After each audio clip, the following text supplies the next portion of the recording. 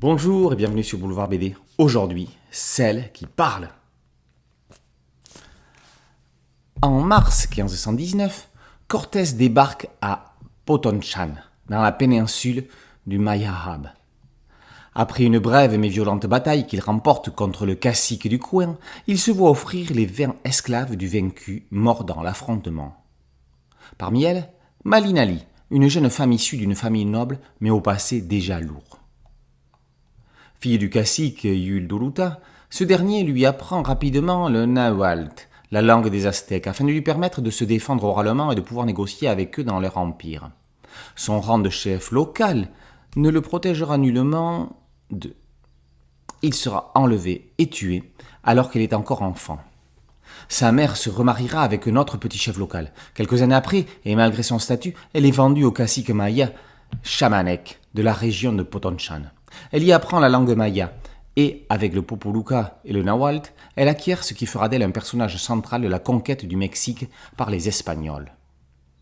Le cadre est planté et les acteurs sont en place. Quant au fil rouge, sans conteste le langage et l'incompréhension mutuelle provoqués lorsque les protagonistes ne parlent pas la même langue. Malinali devient Marina, puis Doña Marina et enfin la Malinche, celle qui parle. Possédant cette richesse inestimable, de pouvoir se faire comprendre aussi bien des Mayas que des Aztèques puis des Espagnols, elle a le pouvoir de les aider à se parler, à se comprendre et ainsi à éviter peut-être de s'entretuer.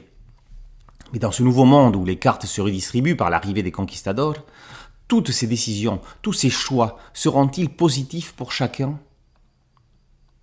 Comment trouvera-t-elle réellement sa place dans cet échiquier politique, entre les uns qui la méprisent car elle est indienne et les autres qui la rejettent en la détestant car elle a trahi leur dieu ? Prise entre deux feux, elle fera pourtant tout son possible pour empêcher certaines exactions et violences dans les deux camps.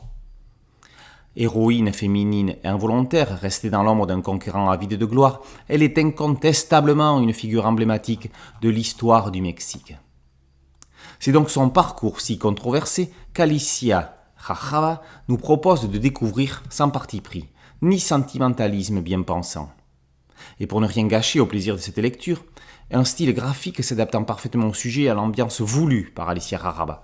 Bref, une histoire à découvrir sur la plage ou ailleurs.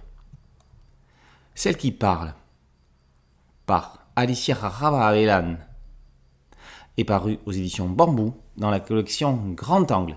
Merci à mon ami Thierry Ligaud pour cette chronique. Boulevard BD, c'est un podcast audio, une chaîne YouTube. N'oubliez pas de liker, de partager et de vous abonner. A très bientôt sur Boulevard BD. Ciao.